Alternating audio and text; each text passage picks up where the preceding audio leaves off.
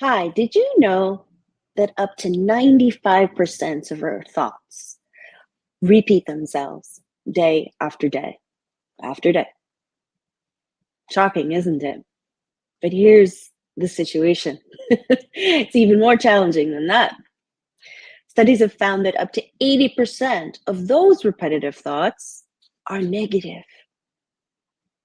Think about that for a second.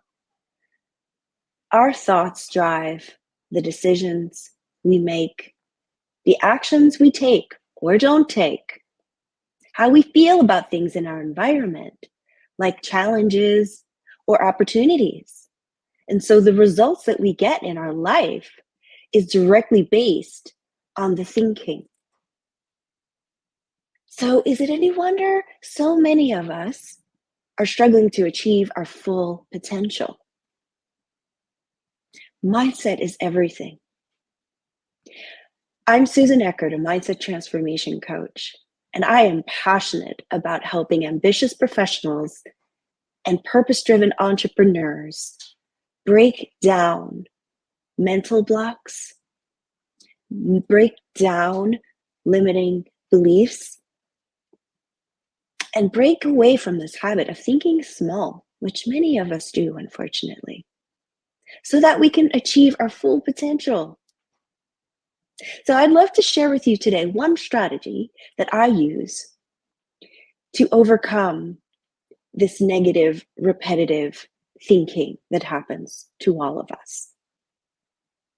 It starts with mindfulness and noticing what are the repeating thoughts that I have, which are the negative ones that I keep having. What is it that my programming is telling me about myself? Most of the times, it doesn't come from us. It comes from things we've heard, things we've been told, especially since we're dealing with the subconscious. We probably were told these things at the age of 7.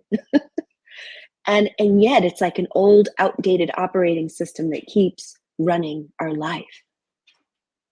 So what can we do? There's this strategy that I call the power of and. It works with the repetition. So I borrow from judo with this, right? Judo is the martial art where if someone's attacking you, you don't block. What you do is you use their energy against them, or you use their energy to achieve your goals, right? So the power of and, I'm going to give you an example of how I used it in action just yesterday. I was in an event and I got to meet some new people, and one was a gentleman who was probably in his mid to late 50s. And I noticed we were chatting about a really important topic, and I got the sense he was kind of undervaluing my contribution and poo-pooing me just a little bit. And then I noticed that this old familiar thought bubbled up. Susan, nobody takes you seriously because you don't look your age, it said. I know this voice well because back in my 30s, I was a consultant in corporate America, and I would walk into rooms and people would be like, "How old are you anyway?" I had to validate myself with my age because I was in my 30s, but I looked 19, right? So this old voice bubbled up again yesterday. Susan, nobody takes you seriously because you don't look your age. So I happened to drop, oh yes, this year I'm turning 54. And sure enough, his jaw dropped, his eyes went buggy, and he said, "How are you 54?" And then I noticed he started to look at me with different eyes, right? So in this instance, the negative inner repetitive thought that has bubbled up for me throughout most of my adulthood was somewhat right.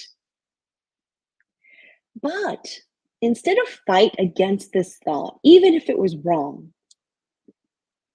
what I have chosen to do is use this repetition that the mind tends to love to do in my favor. So, what I started doing years ago was when this thought would pop up, I would tack onto it so that every time the thought would say, "Susan, nobody takes you seriously because you don't look your age," I would say, "Yes, and That may be so, and thank goodness I have the tools. I have the know-how, I have the ability and the capability to make my point, to inform, to educate, and to influence. So now every time the thought comes up, that tack on that empowers me enables me to act from a place of empowerment instead of feeling questioning my influence, my presence, my ability to impact, my ability to be heard. Now I'm operating from a place of empowerment. Sorry, my AirPod fell out. So, this one thing, the power of and, can move you from a place of feeling disempowered and not taking action, maybe silencing your voice, to taking right action, to saying, oh, yes, I'm going to continue to make my point from this space of empowerment, right? So I want you to try this power of and.